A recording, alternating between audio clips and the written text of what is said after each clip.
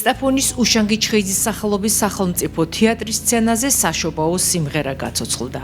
ჩარლზ დიკენსის ამ სახელწოდების ზღაპარი თეატრის დასმა დამაჯერებელი, ემოციურად დატვირთული და საინტერესო შესრულებით წარმოადგინა, სადაც მკაფიოდ იკითხებოდა სიკეთის, მონანიებისა და ადამიანური სითბოს მოტივი.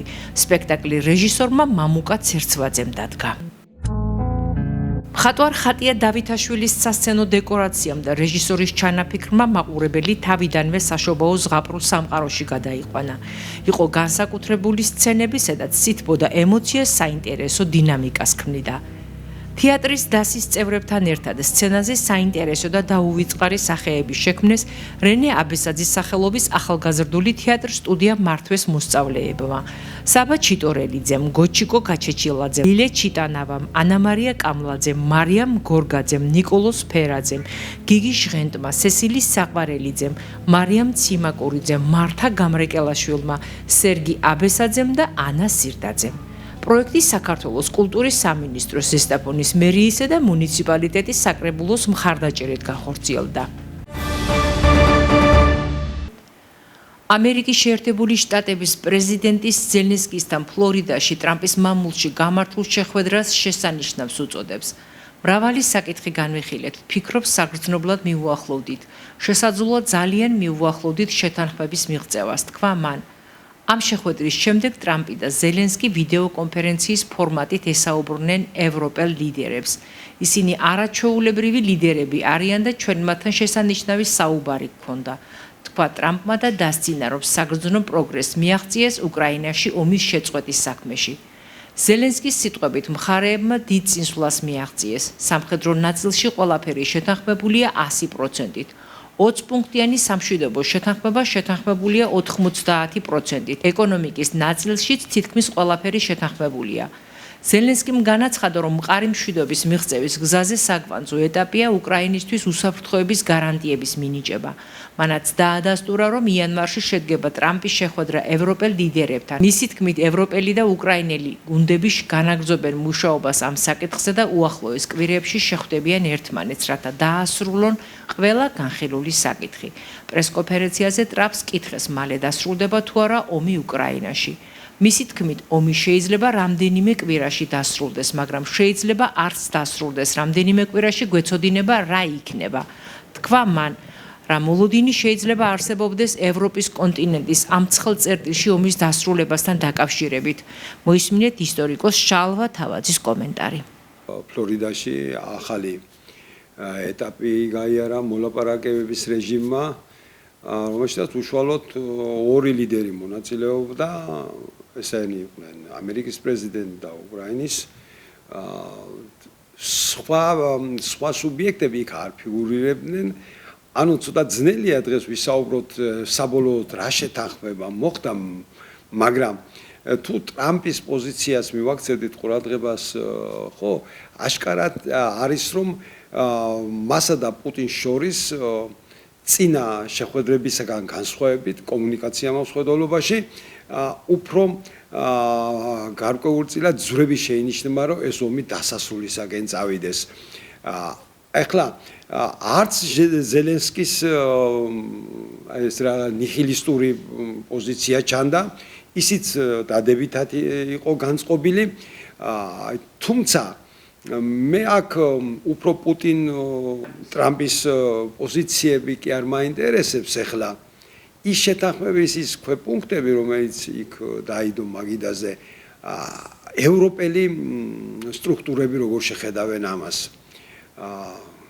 როგორც ადრე დავინახეთ, თუ პრაქტიკას გადავავლებთ თვალს, აშკარაა, რომ აი ამ მოლაპარაკებებში ევროკავშირს სურს თავისი პოზიცია კონდეს, მყარი პოზიცია კონდეს, გაიმყაროს თავისი მდგომარეობა და რამდენად ეთანხმება ეს 20 პუნქტიანი გეგმა და ის ცვლილებები, რომელიც მასში შევიდა და შედის ევროპელების ინტერესში, ჯერჯერობით ყოველგვარი შემთხვევაში ბურუსით არის მოცული.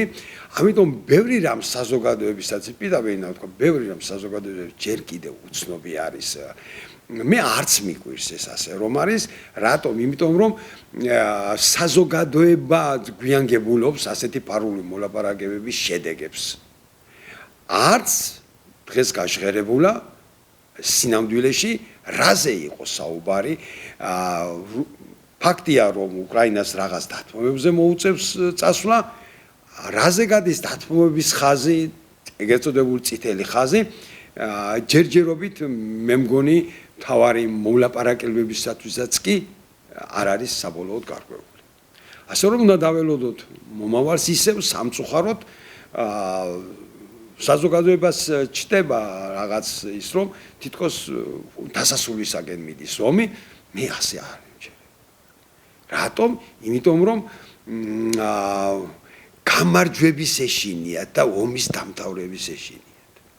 ომის დამთავრება რომ შიზგვრიდეს სოფლიო ისტორიაში. ასეთი იშვიათი შემთხვევა არის.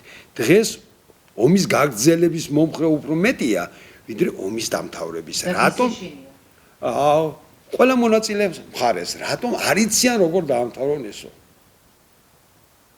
არიციან როგორ დაამთავრონ ომი, შესაბამისად შეხების წერტილები არ ჩანს.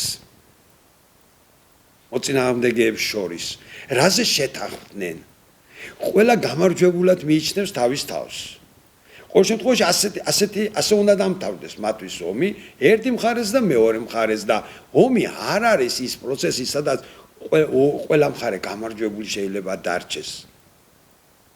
და როდესაც გამარჯვებაზე ზეიმობენ, ჩვენ ამის კლასიკური მაგალითი გვაქვს 2008 წლის ომი, ვიზეიმეთ გამარჯვება, რუსეთზე გამარჯვება, მორალურად შეიძლება ეს რაღაცაირად გაამართლო, მაგრამ როდესაც ტერიტორიების დაკარგვასთან გექნება საქმე, მილიონობით ადამიანის სიცოცხლის დაკარგვასთან გექნება საქმე და ზოგადად ის შეზღუდული სუვერენიტეტი, რომელიც ასე თუ ისე შეიძლება დაგჭეს, რაზე გავა?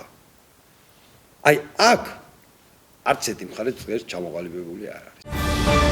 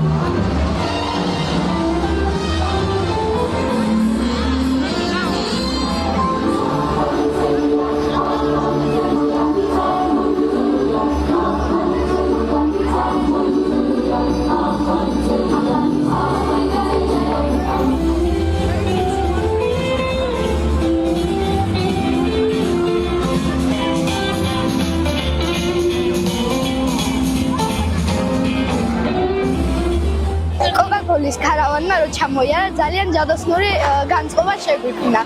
ყველას გილოცავთ გამდიგ შობა ახალწელს. პირველად ვეცდებოდი და ამდენად ძალიან კარგი იყო და არ ვიცოდი ასეთი კარგი თუ იქნებოდა. ძალიან ყვაყოფილი ვარ. მე ძალიან მომეწონა და მე ყველას ულოცავ დღევანდელ დღეს.